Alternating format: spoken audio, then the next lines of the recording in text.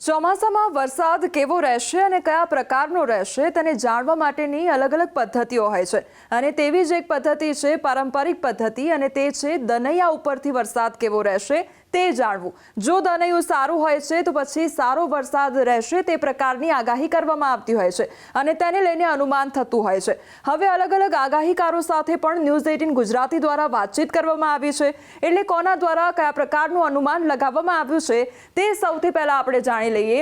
તો ચૈત્ર દનૈયા પરથી ચોમાસાનો જે વર્તારો છે તે રજનીકાંત લાલાણી દ્વારા અનુમાન લગાવવામાં આવ્યું છે। હવે તેમનું અનુમાન શું કહી રહ્યું છે તેના ઉપર નજર કરીએ તો પહેલું દનૈયું જે 19 એપ્રિલથી શરૂઆત થઈ તે દનૈયું સાધારણ ગણવામાં આવ્યું છે, એટલે કે જે મૃગશીર્ષ નક્ષત્ર છે તેમાં 8 જૂનથી 22 જૂન સાધારણ વરસાદ વરસશે તે પ્રકારનું અનુમાન લગાવવામાં આવ્યું છે। એટલે જો અહીંયા 19 એપ્રિલથી દનૈયાની શરૂઆત થઈ અને તે દનૈયું સાધારણ છે એટલે એવું અનુમાન લગાવવામાં આવી રહ્યું છે કે ત્યાં આગળ સાધારણ વરસાદ વરસશે।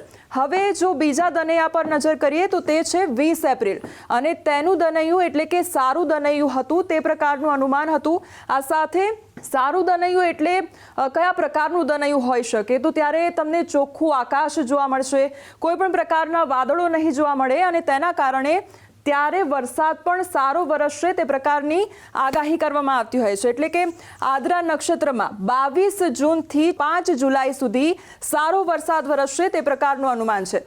હવે નજર કરીએ ત્રીજું દનૈયું એટલે કે 21 એપ્રિલ ત્રીજું દનૈયું છે અને તેમાં છે સાધારણ દનૈયું હશે અને વાદળો થયા હશે। વાદળો થયા એટલા માટે તેને સાધારણ ગણવામાં આવી રહ્યું છે અને તેનું નક્ષત્ર જોઈએ તો તે છે પુનર્વસુ નક્ષત્ર અને તેની તારીખ જોઈએ તો 5 જુલાઈથી 19 જુલાઈ કે જ્યાં આગળ સાધારણ વરસાદનું અનુમાન લગાવવામાં આવી રહ્યું છે। એટલે ક્યાંક સાધારણ વાદળો જોવા મળ્યા હોય એટલે તેને સાધારણ દનૈયું ગણવામાં આવે છે અને તેના કારણે વરસાદ પણ સાધારણ રહેશે તે પ્રકારનું અનુમાન લગાવવામાં આવતું હોય છે। હવે ચોથું દનૈયું જોઈએ તો તે છે 22 એપ્રિલે અને ત્યાં નબળું દનૈયું તેને ગણવામાં આવ્યું છે, એટલે કે આંધી અને ઝાકળ જેવું વાતાવરણ રહ્યું તેના કારણે નબળું દનૈયું ગણવામાં આવ્યું છે। નક્ષત્ર જોઈએ તો પુષ્ય નક્ષત્રમાં 19 જુલાઈથી 2 ઓગસ્ટ આ તારીખ છે, એટલે નક્ષત્રનો જે સમયગાળો હોય છે તે પણ 15 દિવસનો સમયગાળો હોય છે, એટલા માટે આ પ્રકારની તારીખો છે। જે ચોથું દનૈયું છે તેનું નક્ષત્ર છે પુષ્ય નક્ષત્ર અને તારીખ છે 19 જુલાઈથી 2 ઓગસ્ટ અને ત્યાં નબળો વરસાદ રહેશે। હવે આ નબળો વરસાદ શા માટે તો નબળું દનૈયું છે એટલે કે ત્યારે ઝાકળ પણ જોવા મળી હશે, વાદળો પણ જોવા મળ્યા હશે અને એટલા માટે ત્યારે નબળો વરસાદ પડશે। તો આપણે પહેલા જોયા કે 4 દનૈયા દ્વારા અનુમાન લગાવવામાં આવ્યું હતું। હવે પાંચમું દનૈયું જોઈએ તો 23 એપ્રિલ છે પાંચમું દનૈયું અને તે નબળું દનૈયું હતું, એટલે કે આંધી અને ઝાકળનું પ્રમાણ ત્યારે જોવા મળ્યું હશે અને તેનું નક્ષત્ર હતું આશ્લેષા નક્ષત્ર। 2 ઓગસ્ટથી 16 ઓગસ્ટ આ નક્ષત્ર છે અને ત્યાં આગળ નબળો વરસાદ વરસવાનું અનુમાન લગાવવામાં આવ્યું છે, એટલે કે નબળું દનૈયું એટલે કે નબળો વરસાદ।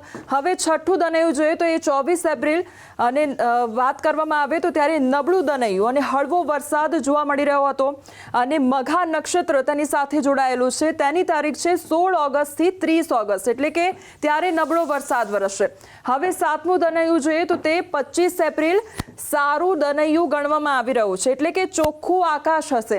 25 એપ્રિલને સારું દનૈયું ગણવામાં આવ્યું છે, એટલે કે ચોખ્ખું આકાશ હશે તેના કારણે આ સારું દનૈયું ગણવામાં આવી રહ્યું છે। પૂર્વ ફાલ્ગુની નક્ષત્ર અને 30 ઓગસ્ટથી લઈને 13 સપ્ટેમ્બર સારો વરસાદ, એટલે કે 30 ઓગસ્ટથી લઈને તમને સપ્ટેમ્બર મહિનામાં સારો વરસાદ જોવા મળી શકે છે। હવે આઠમું દનૈયું છે તે 26 એપ્રિલનું ગણવામાં આવ્યું છે અને તે સારું દનૈયું ગણવામાં આવ્યું છે, એટલે કે ચોખ્ખું આકાશ હશે તેના કારણે આ સારું દનૈયું ગણવામાં આવ્યું છે। ઉત્તર ફાલ્ગુની નક્ષત્ર કે જેમાં 13 સપ્ટેમ્બરથી લઈને 27 સપ્ટેમ્બર સુધી સારો વરસાદ છે। હવે નવમું જે દનૈયું છે તે પણ 27 એપ્રિલ સારું અને ચોખ્ખું આકાશ ગણવામાં આવી રહ્યું છે, એટલે કે દનૈયું ત્યારે સારું જોવા મળી રહ્યું હતું। હસ્ત નક્ષત્ર છે એટલે કે 27 સપ્ટેમ્બરથી 10 ઓક્ટોબર સારો વરસાદ, એટલે તમે અહીંયા જુઓ કે ઓગસ્ટ મહિનાની છેલ્લી તારીખ છે ત્યારથી લઈને તમને સપ્ટેમ્બર આખો જે મહિનો છે ત્યારે પણ તમને સારો વરસાદ જોવા મળશે। ઓક્ટોબરની જે 10 તારીખ છે ત્યાં સુધી તમને સારો વરસાદ જોવા મળી શકે છે, એટલે સપ્ટેમ્બર મહિનામાં પણ સારો વરસાદ, ઓક્ટોબર મહિનામાં પણ તમને સારો વરસાદ જોવા મળી શકે છે તે પ્રકારનું અનુમાન લગાવવામાં આવ્યું છે। હવે જે અન્ય આગાહીકાર છે તેમના દ્વારા શું અનુમાન લગાવવામાં આવ્યું છે તેના ઉપર પણ નજર કરી લઈએ। ચૈત્ર દનૈયા પરથી ચોમાસાનો વર્તારો હવે જે છે નિલેશ વાલાણીનું અનુમાન શું કહે છે તેના પર નજર કરીએ. પહેલું દનૈયું છે 18 એપ્રિલ. તેને મધ્યમ દનૈયું ગણવામાં આવ્યું છે કારણ કે ત્યારે ઝાકળભર્યું વાતાવરણ જોવા મળ્યું હશે. નક્ષત્રની વાત કરીએ તો તે છે મૃગશીર્ષ નક્ષત્રમાં 8 જૂન 22 જૂન આ તારીખો છે. 15 દિવસનો સમયગાળો હોય છે નક્ષત્રનો. સાધારણ વરસાદ અહીંયા અનુમાન લગાવવામાં આવ્યું છે. હવે નજર કરીએ બીજું દનૈયું તો 19 એપ્રિલ અને તે છે સારું દનૈયું ગણવામાં આવ્યું છે. ક્યાંક નાના મોટા વાદળો જોવા મળ્યા હોય અને તે નક્ષત્ર છે આદ્રા નક્ષત્ર. તેની તારીખ છે 22 જૂનથી 5 જુલાઈ અને સારો વરસાદનું અનુમાન લગાવવામાં આવી રહ્યું છે. ત્રીજું નક્ષત્ર ત્રીજું દનૈયાની વાત કરીએ તો તે છે 20 એપ્રિલ અને તે પણ સારું દનૈયું ગણવામાં આવી રહ્યું છે. નાના વાદળ કદાચ જોવા મળ્યા હોય.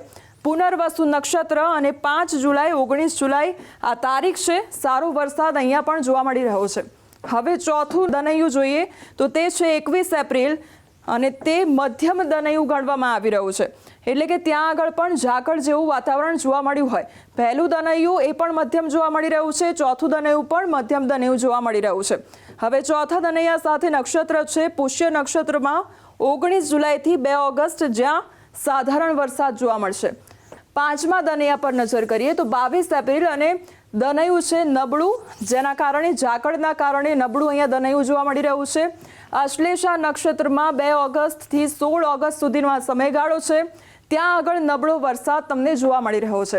હવે નજર કરીએ છઠ્ઠું દનૈયું એ છે 23 એપ્રિલ જ્યાં તમને નબળું દનૈયું જોવા મળી રહ્યું છે. ઝાકળના કારણે આ નબળું દનૈયું જોવા મળી રહ્યું છે અને મઘા નક્ષત્રમાં 16 ઓગસ્ટથી 30 ઓગસ્ટનો સમયગાળો છે જ્યાં આગળ નબળો વરસાદ રહેશે. હવે નજર કરીએ 7મું 8મું અને 9મું.